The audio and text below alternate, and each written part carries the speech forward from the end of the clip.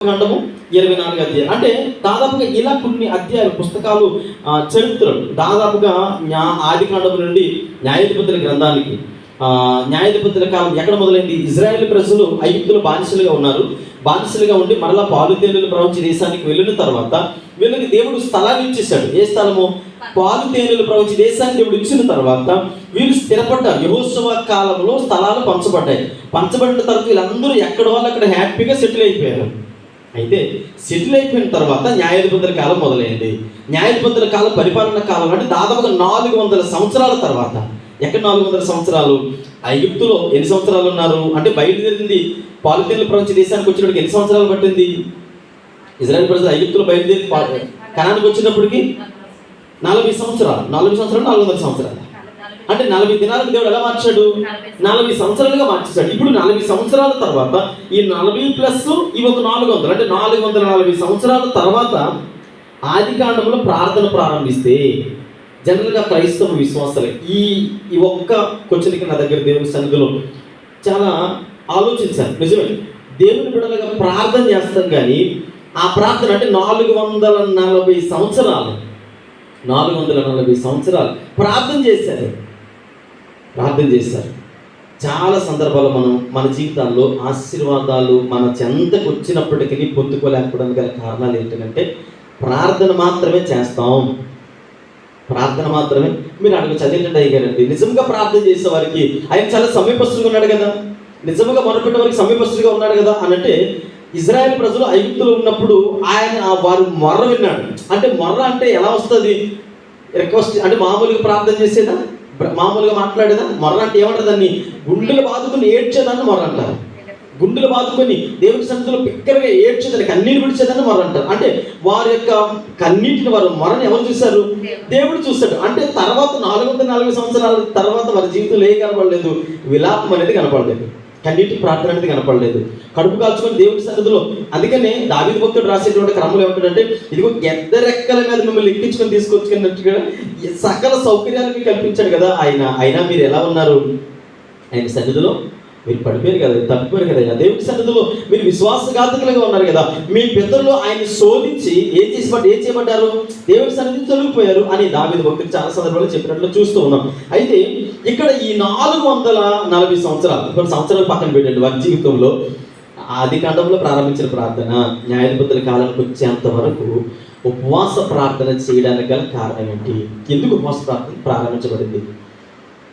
మీరందరూ కూడా నాకు తెలిసి సాధ్యమైనంత వరకు ఏదో క్రమంలో ఉపవాస ప్రార్థన చేయడానికి ఇష్టపడదు. ఎవరికి చెప్పకపోయినా ఏదో ఒక రోజు, అయ్యా ఈరోజు నేను ఈ సన్నిధిలో ఉపవాసంలో ప్రార్థన చేయాలనుకుంటున్నాను అంటారు.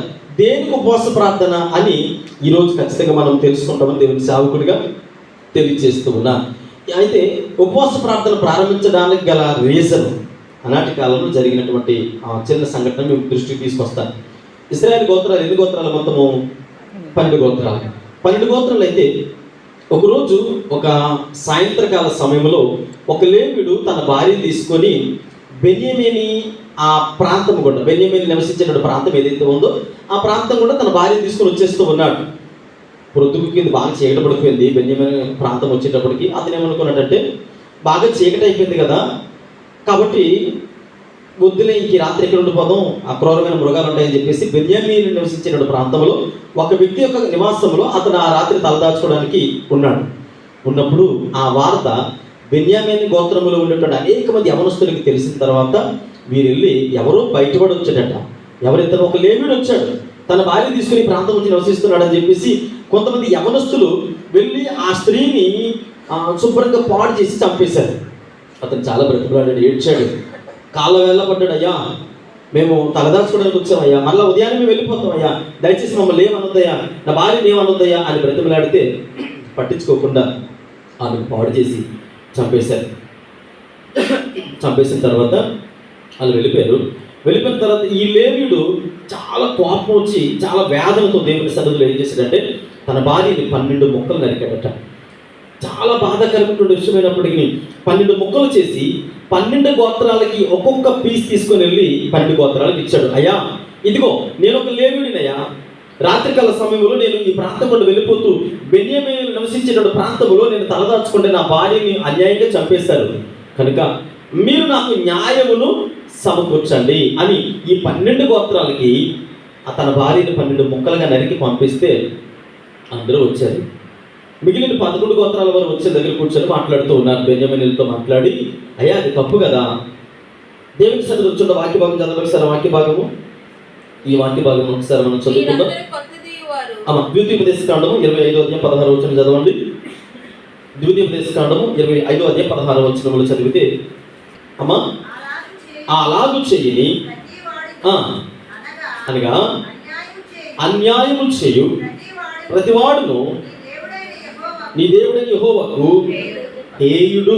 ఇది కరెక్ట్ కాదు కదా, మనం దేవుని బిడలేం కదయ్యా, 12 గోత్రాల్లో నీవు కూడా ఒకడు కదా అని ఎప్పుడైతే బెన్యామీని గోత్రకర్తలను నిలదీసి అడిగారో మిగిలిన 11 గోత్రాలను అడిగారంట. తప్పు కదా, తప్పు కదా అని అంటే వీళ్ళు ఏం సలహా ఇచ్చారు తెలుసండి పెద్దలు?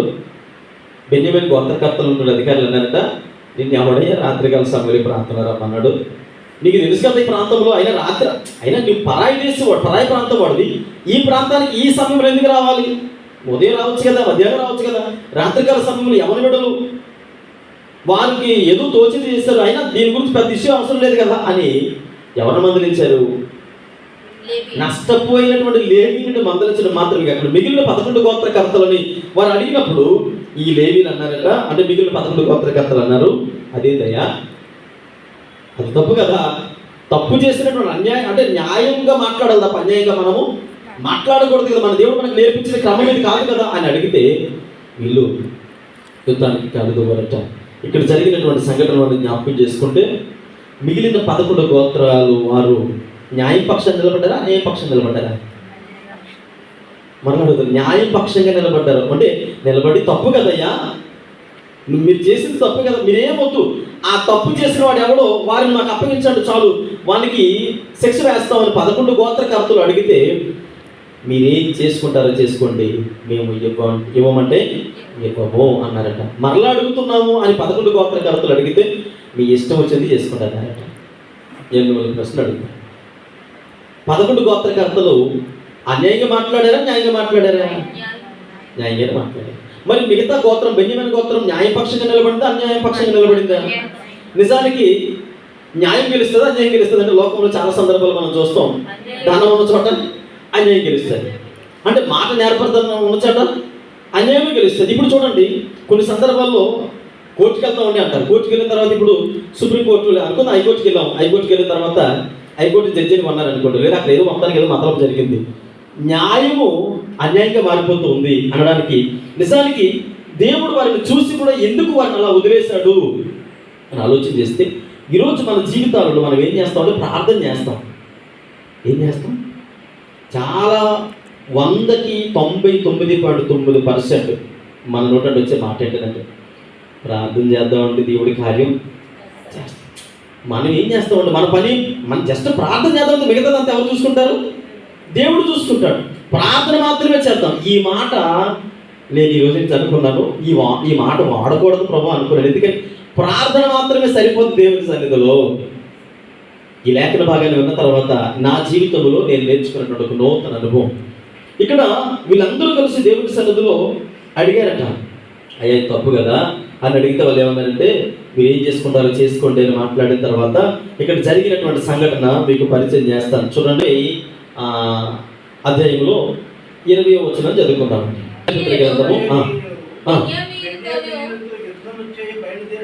యుద్ధము చేయ బయలుదేరినప్పుడు ఇశ్రాయేలీలు తీర్చగా బెన్యామీనీయులు వచ్చి ఆ దినమున ఇశ్రాయేలీలను 22,000 మంది ఎవరు గెలిచారు? న్యాయం గెలిచిందా, అన్యాయం గెలిచిందా? ఏమంటే ఏది గెలిచింది? 11 గోత్రకర్తలు 22,000 మంది చనిపోయారంటే న్యాయపక్షంగా నిలబడిన వారు. అన్యాయపక్షంగా నిలబడినటువంటి బెన్యామీను గోత్రకర్తలలో ఒక్కడు కూడా చనిపోలేదు. అంటే దేవుడి సన్నిధిలో ఒక లేవీయుడి పక్షంగా వచ్చారు. తప్పు కదా, అలా చేయడం తప్పు కదా, అది తప్పు కదా, కరెక్ట్ కాదు కదా అని అంటే యుద్ధానికి వెళ్ళారు. యుద్ధానికి వెళ్ళిన తర్వాత ఆ వచనంలో మనం చదివితే అక్కడ ఏమన్నదంటే 22,000 మంది చనిపోయారు అని మనం జ్ఞాపకం చేసుకుంటూ ఉన్నాం. ఇప్పుడు 25వ వచనం చదవండి. అదే గిబియోను నుండి బయలుదేరి వచ్చి ఇశ్రాయేలులో 18,000 మంది నేల కూల్చిరట. మొదట ఎంతమంది? మొదటగా వెళ్ళారు దేవుని సన్నిధిలో, ప్రార్థన చేసుకొని వెళ్ళారు. రెండవసారి కూడా ఏం చేశారు? 25వ వచనంలో ప్రార్థన చేసుకుని వెళ్ళారు దేవుని సన్నిధి నుండి. మొదటగా 22,000 మంది, తర్వాత 18,000 మంది. టోటల్ ఎంతమంది అయింది? 40,000 మంది చనిపోయారట. ఎవరు గెలిచారు? న్యాయమా? నేను అనుకుంటాను హైకోర్టులో ఓడిపోయినట్టే మనం ఏం చేస్తాం, వెంటనే ఎక్కడికి అప్రోచ్ అవుతాం? సుప్రీంకోర్టుకి వెళ్తాం. సుప్రీంకోర్టులో సాధ్యమైనంత వరకు 50% న్యాయం వస్తుంది ఖచ్చితంగా. కానీ ఈ లోకంలో ఉండే పరిస్థితులను బట్టి సుప్రీంకోర్టులో కూడా న్యాయాన్ని అన్యాయంగా మార్చేస్తే ఈ లోకంలో జరిగేటువంటి పరిణామాలు. కానీ మన దేవుడు ఎలాంటి వాడు అంటే ఖచ్చితంగా మన పక్షంగా న్యాయమును సమకూర్చేటువంటి దేవుడు. ఎంతమంది నమ్ముతున్నారు? మరి 40,000 మంది ఎందుకు చనిపోయారు? అన్యాయపక్షంగా నిలబడిన వారికి ఏమో దేవుడు విజయాన్ని ఇచ్చాడు. న్యాయపక్షంగా నిలబడిన వారు 40,000 మంది నేల కూలారు కదా. మరి దేవుడు న్యాయం సమకూర్చాలి కదా, మరి వారిని ఎందుకు దేవుడు అలాగా క్షమించాడు అని ఆలోచించినప్పుడు దేవుని సన్నిధిలో మనం జ్ఞాపకం చేసుకోవాల్సినటువంటి సందర్భాన్ని మీకు పరిచయం చేస్తూ ఉన్నాను. చూడండి, ఇక్కడ బైబిల్ గ్రంథంలో వీరు ఉపవాసం ఉండి ప్రార్థించినటువంటి స్థలము బేతేలులో వీరు కూడుకొని దేవుని సన్నిధికి వచ్చారు. అలా కాదయ్యా, ఉపవాస దినం ప్రారంభించడానికి గల కారణాన్ని మీకు తెలియజేసి బైబిల్ గ్రంథంలో మొట్టమొదటిగా ఉపవాస దినాన్ని ప్రారంభించినటువంటి క్రమం ఇది. మనం ప్రార్థన చేస్తూ ఉన్నాం, కనిపెడుతూ ఉన్నాం, ప్రార్థన చేస్తూ ఉన్నాం, కనిపెడుతూ ఉన్నాం. అంటే దినాలు గడిచిపోతూ ఉన్నాయి, వారాలు, నెలలు, సంవత్సరాలు అంటే మన మీద నుంచి వెళ్ళిపోతూ ఉన్నాయి. ప్రార్థన మాత్రమే చేయగలుగుతూ ఉన్నాము. ఇశ్రాయేలు 11 గోత్రకర్తలు కేవలం ప్రార్థన మాత్రమే చేసినప్పుడు ఎంతమంది నేల కూలారు? విజయం రాలేదు. అది గుర్తుపెట్టుకోండి, విజయం రాలేదు. ఇదే మాట యేసుక్రీస్తు ప్రభువు వారు కొత్త నిబంధన కాలంలో ఒకానొక సమయంలో 2 శిష్యులు పంపిస్తారు. ఆయన వచ్చి, అయ్యా నా కొడుకు ఆ నీళ్ళల్లోని, రాళ్ళలోని, మొలల్లోని అక్కడ పడిపోతున్నాడయ్యా, వాడికి ఏదో దెయ్యం పట్టిందయ్యా అని అంటే యేసు ప్రభు 2 శిష్యులు పంపించారు. వాళ్ళు వెళ్ళి నానా అవస్థలు పడి తిరిగి వచ్చేస్తారు. యేసు ప్రభు వారి దగ్గరికి ఆ తండ్రి వచ్చి అంటాడు, అయ్యా మీరు పంపించారు కదా, వీళ్ళ వల్ల ఏమీ కాలేదయ్యా, నీ వల్ల అయినా సరే అవుతాదా అంటే యేసు ప్రభుని కూడా ఏమంటున్నాడు, అసలు నీ వల్ల సాధ్యమవుతుందా? ఎందుకని వీళ్ళ వల్ల కాలేదు అని అంటే యేసు ప్రభు వారు నీవు నమ్మితే కార్యాలను చూస్తామని వెళ్ళారు. ఆ దయ్యాన్ని వదిలించి వచ్చారు. వచ్చిన తర్వాత ఇప్పుడు శిష్యులు అడుగుతున్నారు, ప్రభు మేము చేశాం కదా, మేము కూడా ప్రయత్నం చేశాం కదా, మరి మా వల్ల ఎందుకు అవ్వలేదు అని అంటే యేసు ప్రభు వారు అంటారు, ఇది కేవలము ఉపవాస ప్రార్థన వల్ల మాత్రమే సాధ్యము. హల్లెలూయా. ఉపవాస ప్రార్థన వల్ల మాత్రమే సాధ్యము. ఉపవాసం అంటే ప్రార్థన వల్ల సాధ్యము కానిటువంటి కార్యాలు ప్రార్థనకి మరి చాలా సందర్భాలలో, కొన్ని సందర్భాల్లో ప్రార్థన చేస్తున్నామండి, ప్రార్థన వల్ల కొన్ని కార్యాలు జరగవు. దానికి నిదర్శనం బెన్యామీను గోత్రకర్తల దగ్గర మిగిలిన 11 గోత్రాలు ఓడిపోయి 40,000 మంది నేల కూలినట్లుగా మనం బైబిల్ గ్రంథంలో చూడగలుగుతున్నాం. లేదా వీళ్ళు దేవుని సన్నిధిలో ప్రారంభించినటువంటి క్రమాన్ని మనం జ్ఞాపకం చేసుకుంటే న్యాయాధిపతుల గ్రంథంలో న్యాయం కొరకు దేవుని సన్నిధిలో ప్రార్థన చేశారు. ఎలా ప్రార్థన చేశారట? 26 వచ్చినప్పుడు చదవండి. వీరందరూ కలిసి కత్తి దూయేవారు. అప్పుడు ఇశ్రాయేలీయులందరూ జనులందరూ పోయి ప్రవేశించి ఏడ్చుచు సాయంకాలం వరకు యెహోవా సన్నిధిని కూర్చుండుచు ఉపవాసం ఉండి దహన బలులను సమాధాన బలులను యెహోవా సన్నిధిని అర్పించిరి. అక్కడ వచ్చిన జరము ఆ దినములలో అక్కడనే ఉండెను అహరోను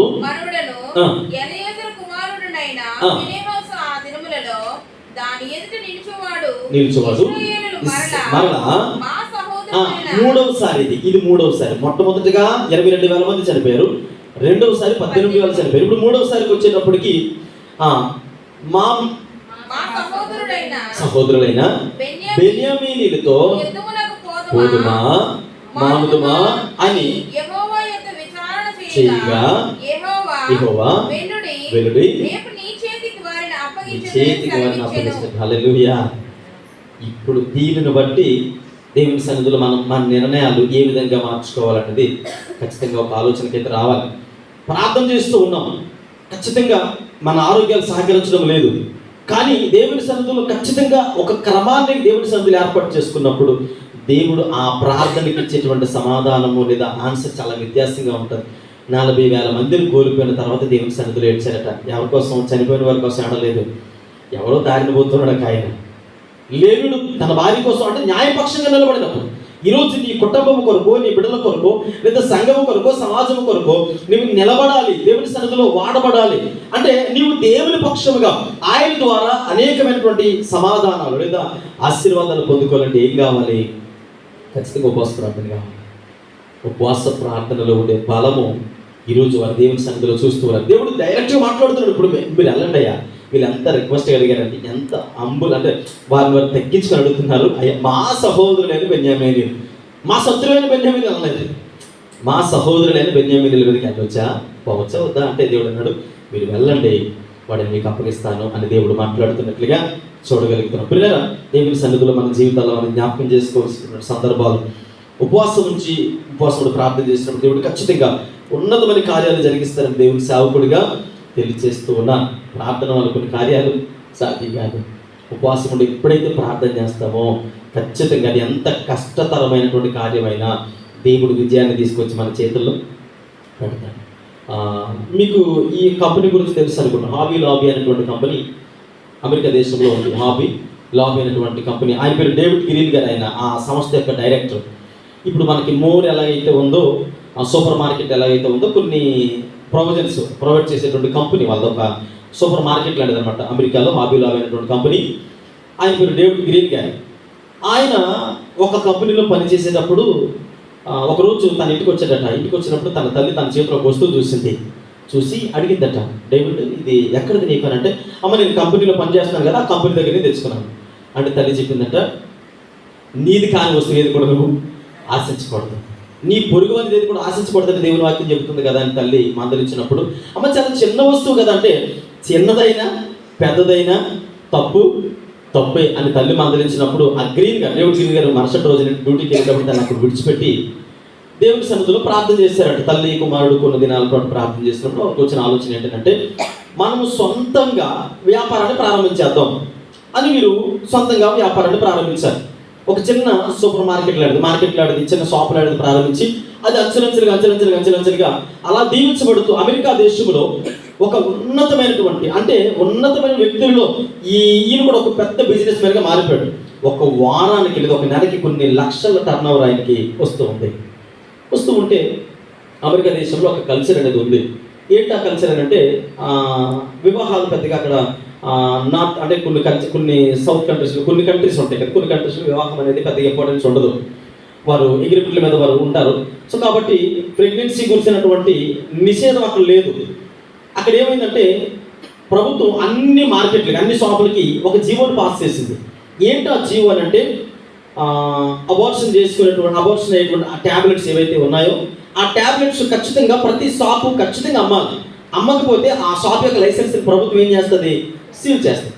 సో కాబట్టి ఖచ్చితంగా ప్రతి షాప్ కూడా అమ్మాలి. అంటే డేవిడ్ గ్రీన్ గారు వచ్చి అన్నారు, అయ్యా ప్రభుత్వానికి ఒక లెటర్ పెట్టారు, నేను నా షాపులో ఈ ట్యాబ్లెట్స్, నా షాపులు ఏవైతే ఉన్నాయో ఆ షాపులో నేను ట్యాబ్లెట్స్ అనేవి అమ్మను, ఈ షాపులో నిషేధం. ఎందుకని?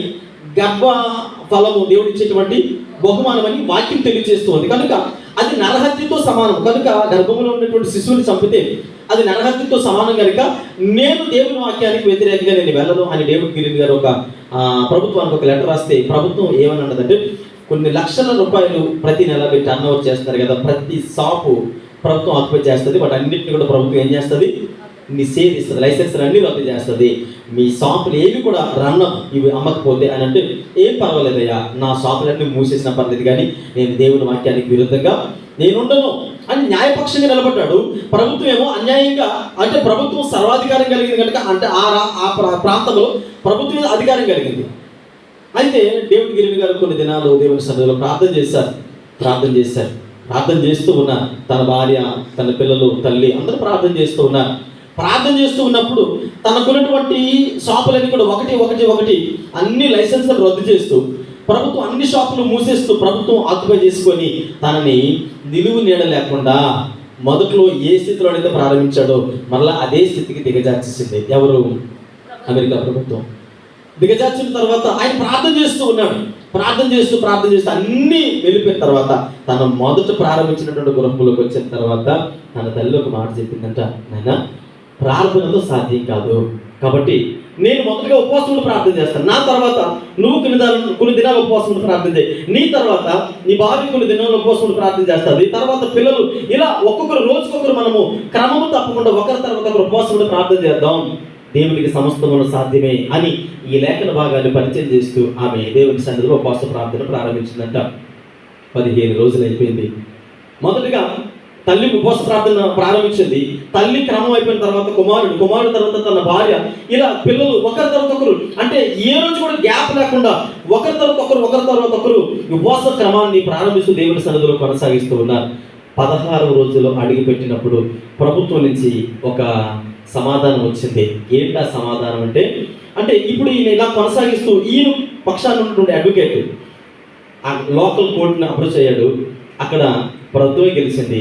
ఆ తర్వాత ఇంకా ఉన్నతమైనటువంటి కోర్టుని ఆశ్రయించినప్పుడు 16వ రోజున వచ్చినటువంటి ఆన్సర్ ఏంటంటే డేవిడ్ గ్రీన్ గారి యొక్క లైసెన్స్లన్నీ కూడా మరలా తిరిగి ఇవ్వాలి. ఆ షాపులలో తన ఇష్ట ప్రకారంగా వ్యాపారం చేసుకోవడానికి ఈ 16 రోజులు కొన్ని కోట్ల రూపాయలు నష్టపోయాడు కనుక ఆ నష్టపరిహారం అంతా కూడా ఎవరు ఇవ్వాలి?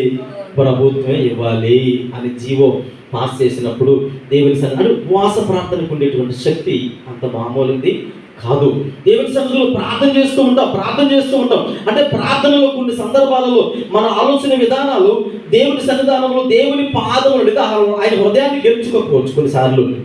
అందుకనే ఇలాంటి ప్రార్థన, అంటే ప్రార్థనలో కూడా కొన్ని కార్యాలు ఉన్నాయి. నేను మళ్ళీ జ్ఞాపకం చేస్తూ ఉన్నా, నిజముగా మొరపెట్టేవారు, నిజముగా ప్రార్థన చేయడం అంటే ప్రార్థనలో కూడా దొంగ ప్రార్థనలు ఉన్నాయనే కదా అర్థం. కీర్తనగారు అంటాడు, నిజముగా మొరపెట్టేవారు కానీ సమీపంగా ఉంటారు. నిజంగా ఎప్పుడు మొరపెట్టగలము? మన హృదయము ఆయన హృదయానికి దగ్గరగా తీసుకుని వెళ్ళినప్పుడు. అంటే నార్మల్గా ప్రార్థన చేస్తున్నప్పుడు ఆ ప్రార్థనలో ఏ విధమైన ప్రయోజనము ఉండదు. ఇక్కడ జరిగినటువంటి పరిస్థితులు అవే. మామూలుగా అనుకున్నారు, ప్రార్థన చేస్తాం కదా, వెళ్దానికి అనుకున్నారు. ఏం పర్వాలేదు, 11 గోత్రాలు ఒక పక్క ఉన్నాయి, చాలా మనం మెజారిటీ ఎక్కువ కదా, వెళ్ళారు. 22,000 మంది నష్టపోయారు. తర్వాత మళ్ళా దేవుని సన్నిధిలో ప్రార్థన చేసి మళ్ళా బయలుదేరి వెళ్ళారు. ప్రార్థన మాత్రమే చేశారు, 18,000 చనిపోయారు. తర్వాత అర్థమైంది ఏంటంటే ఇది కాదు పద్ధతి అని ఉపవాస దినాన్న ఆ రోజు అక్కడ బైబిల్ గ్రంథంలో అనగా ఇక్కడ ప్రారంభించినట్లుగా మనము చూడగలుగుతున్నాం. పిల్లరా, దేవుని సన్నిధిలో మనం కూడా చాలా సందర్భాల్లో ఏం చేస్తామంటే ప్రార్థన మాత్రమే చేసి కార్యాలు ప్రారంభించేస్తాం. ప్రార్థన మాత్రమే సరిపోదు. ఈరోజు కుటుంబాలు నిలబడాలన్నా, బిడ్డల భవిష్యత్తు బాగోవాలన్నా, లేదా మన జీవితాలు స్థిరపరచబడాలన్నా, ఆశీర్వదించబడాలన్నా మీరు గమనించండి, వారు చేసిన ఉపవాస ప్రార్థన ఊరికినే పోలేదు. వారు బెన్యామీనీల మీద యుద్ధానికి వెళ్తాట. ఎంతమంది మిగిలారు తెలుసండి? బెన్యామీనీలు చరిత్ర తెలియచేస్తుంది, బైబిల్ గ్రంథం కూడా తెలియచేస్తుంది. కేవలము 600 మంది మాత్రమే బెన్యామీను గోత్రకర్తలు మిగిలారట. ఎంతమంది మిగిలారు? 600 మంది. వాళ్ళు మాత్రం మిగిలారు. మిగిలిన వారందరూ కూడా కాలగర్భంలో కలిసిపోయి నేలమట్టం అయిపోయి దేవుని యొక్క సన్నిధిలో ఆయన ఉగ్రతకు పాత్రలు అయిపోయి దేవుని సన్నిధిలో పిల్లలు జ్ఞాపకం చేసుకోండి. అందుకని అపోస్తలుడైన పౌలు గారు చాలా సందర్భాలు ఏమంటారంటే ఆయన ఉపవాసం ఉండి మరి తన యొక్క శరీరమును నష్టపరుచుకొనొచ్చు దేవుని సన్నిధిలో ఉపవాసం ఉండి ప్రార్థన చేసినట్లుగా చూడగలుగుతున్నాం. పిల్లలు చూడండి, ఇక్కడ మరొక ఆట మీకు పరిచయం చేస్తూ ఉన్నాను.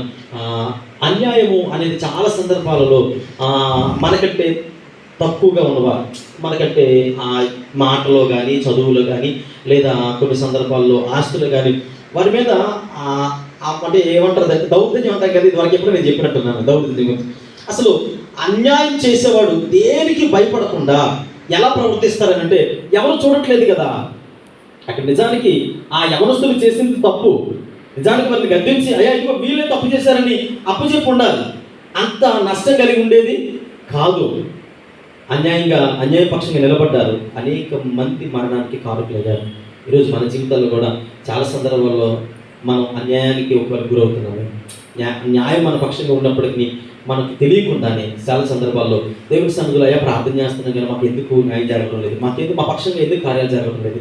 చూడండి, ఇక్కడ కొన్ని విషయాలు నేను ముందుకు తీసుకొచ్చి ముగించడానికి ఇష్టపడుతున్నాను. చూడండి, ఇక్కడ కొన్ని మాటలు బైబిల్ గ్రంథంలో నిర్గమకాండము 2వ అధ్యాయం 14వ వచనం చదువుకుందాం.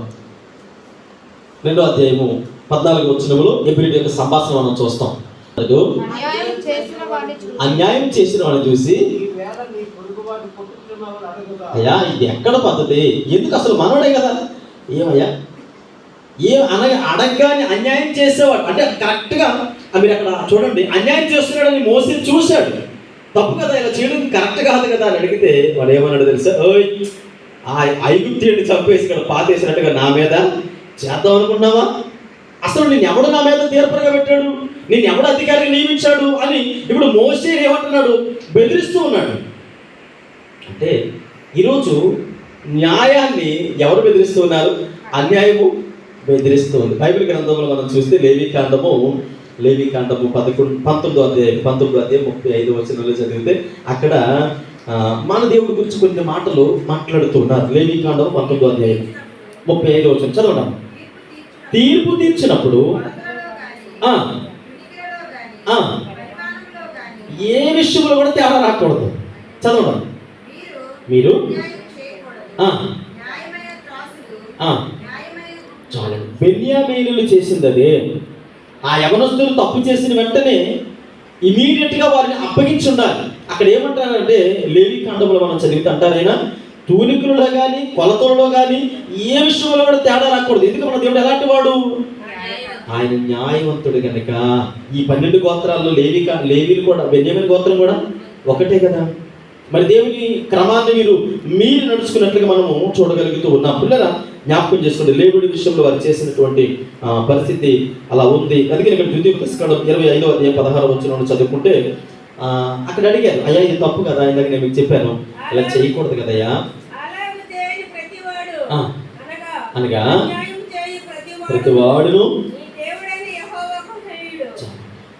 దేవుని ద్వారా మనము మన ప్రార్థన జీవితాన్ని న్యాయవంతులుగా ముద్రించబడితే చాలు. బైబిల్ గ్రంథంలో ఒక ఆయన అలాంటి చక్కటి పేరు పొందుకున్నాడు. మనందరికీ చాలా సుపరిచితమైన వ్యక్తి యోబు గురించి దేవుడు అంటాడు, ఇదిగో ఇతడు అస్సలు ఎక్కడ ఎవరి విషయంలో కూడా అన్యాయం చేయలేదు అని. ఇక్కడ యోబు గురించి ఎవరు సాక్ష్యం ఇస్తున్నారు, దేవుడే స్వయంగా సాక్ష్యం ఇస్తున్నాడు. ఇతడు అన్యాయవంతుడు కాదు, ఏ విషయంలో కూడా అతని యందు ఎంత కూడా అన్యాయాన్ని పట్టుకోలేము అని దేవుడు యోబు గురించి మాట్లాడుతున్నట్లుగా మనము చూడగలుగుతున్నాం. పిల్లగా దేవుని సన్నిధిలో జ్ఞాపకం చేసుకుందాం. ప్రార్థన మాత్రమే సరిపోదు. క్రైస్తవులుగా దేవుని బిడ్డలుగా మనకు ఉన్నటువంటి బలహీనత చెప్పిన ప్రార్థన చేస్తున్నాం. ప్రార్థన చేయండి, మీరు ప్రార్థన చేయండి, మేము ప్రార్థన చేస్తాం. ప్రార్థన చేయండి, ప్రార్థనతో సరిపోదు. క్రైస్తవ జీవితం ప్రార్థనతో సరిపోదు. ఎప్పుడైతే దేవుని సన్నిధిలో మనల్ని మనము శత్రువు మనకంటే బలమైన వాడు, శత్రువు ఎక్కడి నుంచో రాడు. బెన్యామీను గోత్రం ఎక్కడిది, ఆ 12 గోత్రాల్లో ఇది కూడా ఒకటే. వారిలో వారికి అంటే సహోదరుల్లోనే, వారి కుటుంబంలో వారికి, వారి బంధువుల్లో వారికి. అంటే ఈరోజు నీ కుటుంబంలో దేవుని ఆశీర్వాదాలు అంటే కొన్ని సందర్భాలు మనకు అనిపిస్తుంది. మనం ప్రార్థన చేస్తూ ఉంటే ప్రార్థన చేసిన చాలు, రోజు చేస్తున్నావు కదా ఆపై ప్రార్థన చేసి ఎవరు చెప్తారు ఈ మాట, బయట ఎవరో రారు, మన ఇంట్లో రోజు చేసే ప్రార్థనే కదా, ఈ రోజు కాపు ఏముంది, మళ్ళీ వీలైతే నేను వెళ్ళిపోయిన తర్వాత, ఎప్పుడు నేను వెళ్ళిపోయిన తర్వాత చేసుకుంది కానీ, లేదంటే కాసేపు పక్కన పెట్టి నా పనులు చూసిన తర్వాత నువ్వు ప్రార్థన చేసుకో. అంటే ఇప్పుడు ప్రార్థన మనల్ని ఏం చేస్తూ ఉంది, మన యొక్క ఆలోచన విధానాలను డైవర్ట్ చేస్తూ. కనుక అదే దేవుని సన్నిధిలో ఉపవాసం ప్రార్థన చేశారు. మిమ్మల్ని ఎవరైతే ఇబ్బంది పెడుతూ ఉన్నారు, ఏ సమస్య అయితే మనల్ని ఆటంకపరుస్తూ ఉందో, ఏదైతే దేవుని సన్నిధిలో మనల్ని ఆయాసపరుస్తూ ఉందో, ఖచ్చితంగా ఉపవాస ప్రార్థన ద్వారా వచ్చే విజయాలు చాలా వ్యత్యాసంగా ఉంటాయి. ఇక్కడ 40,000 మందిని కోల్పోయిన తర్వాత ఏడ్చారట దేవుని సన్నిధిలో, కన్నీరు విడిచారు. అందరూ కలిసి బేతేలుకి వెళ్ళారు, దేవుని సన్నిధిలోకి వెళ్ళి దేవుని మందిరానికి వెళ్ళి ఉపవాసముడు ప్రార్థన చేశారు. అయ్యా ఇది ప్రార్థన వలన సాధ్యము, ప్రార్థనతో మన భక్తి జీవితం కట్టుకోలేము. అలాగే ప్రార్థన చేయడం మానేమని చెప్పడం లేదు నేను, ప్రార్థన ఉండాలి. కానీ హైకోర్టు కంటే సుప్రీంకోర్టు బలమైంది కనుక, అంటే హైకోర్టులో న్యాయం జరగలేనప్పుడు ఎక్కడికి వెళ్తాం, వీళ్ళకి ఇక్కడ హైకోర్టులో న్యాయం జరగలేదు. అలాగని దేవుని సన్నిధిలో కొన్నిసార్లు దేవుడు మన ప్రార్థన ఆలకించాలంటే ప్రార్థన ఆలకిస్తాడు. అందుకని చాలా సందర్భాల్లో మనం ఏమంటామంటే, కొంతమందికి ప్రార్థన చేసిన వెంటనే ఇమీడియట్గా ఆన్సర్ వస్తుంది, కొంతమందికి ప్రార్థన చేసిన వెంటనే ఆన్సర్ రాదు, కొంతమందికి ఆలస్యంగా వస్తుంది, కొంతమందికి చాలా టైం పడుతుంది, కొంతమందికి అసలు ఆ ప్రార్థన ఎక్కడికి వెళ్ళిపోతుందో అర్థం కాదు అన్నట్టుగా మళ్ళీ మనకి అనేక అనుమానం. అందుకనే దేవుని సన్నిధిలో దేవునికి ఉపవాసము అనగా ఉప అంటే దేవునికి దగ్గరగా ఉండి, దగ్గరికి వెళ్ళి. ఇప్పుడు దూరంగా ఉండి పిలిచినప్పుడు వినపడకపోతే కష్టమో నష్టమో కొద్దిగా దగ్గరికి నడుచుకొని వెళ్ళి దగ్గరికి వెళ్ళి ఇలా టచ్ చేసి, అయ్యా నేను వచ్చాను, కొంచెం నన్ను చూడవా, నేను వచ్చానయ్యా, ఇదిగో నేను నీ కుమార్తెని, నేను నీ కుమారుణ్ణి, అయ్యా ఇదిగో మీ సన్నిధిలో చాలా రోజుల నుంచి నేను మీకోసం కనిపెడుతున్నానయ్యా, అయ్యా ఒకసారి నేను జ్ఞాపకం చేసుకోవా అని ఎప్పుడైతే ఉపవాసం ఉండి దేవునికి దగ్గరగా వెళతామో 11 గోత్రకర్తలు బెన్యామీను గోత్రం మీద విజయం పొందినట్లుగా ఈరోజు మన కుటుంబంలో, మన బ్రతుకులు ఏదైతే మనల్ని ఇబ్బంది పెడుతూ ఉందో అది ఖచ్చితంగా దేవుడు విజయంగా మార్చబోతూ ఉన్నాడు. ఖచ్చితంగా మామూలు ప్రార్థన సరిపోదు. ప్రార్థన చేస్తూ ఉన్నామండి, అది గంట కావచ్చు, అరగంట కావచ్చు, 2 గంటలు కావచ్చు, 3 గంటలు కావచ్చు, దానికి తోడు ఖచ్చితంగా ఆరోగ్యం సహకరించట్లేదు, ఆ విషయంలో నేను మిమ్మల్ని ఇబ్బంది పెట్టను, కానీ ఎంతో కొంత సమయం ఉపవాసానికి కేటాయించండి. దానివల్ల చాలా విజయాలు ఉన్నాయి తప్ప వాటములు లేవు. ఖచ్చితంగా అది ఒక పూట, లేదంటే ఒక రోజా, లేదంటే ఒక కొన్ని గంటల దేవుడి సన్నిధిలో ఉపవాసం ఉండి ప్రార్థన చేస్తే దేవుడు ఖచ్చితంగా దానికి తగినటువంటి ప్రతిఫలమును ఇస్తాడని దేవుడి సేవకులు తెలియజేశారు. మొట్టమొదటి ప్రార్థన ఆదికాండంలో ప్రారంభించబడింది. మొట్టమొదటి ఉపవాస ప్రార్థన న్యాయాధిపతుల గ్రంథంలో ప్రారంభించబడింది. ప్రార్థన చేసుకుందాం.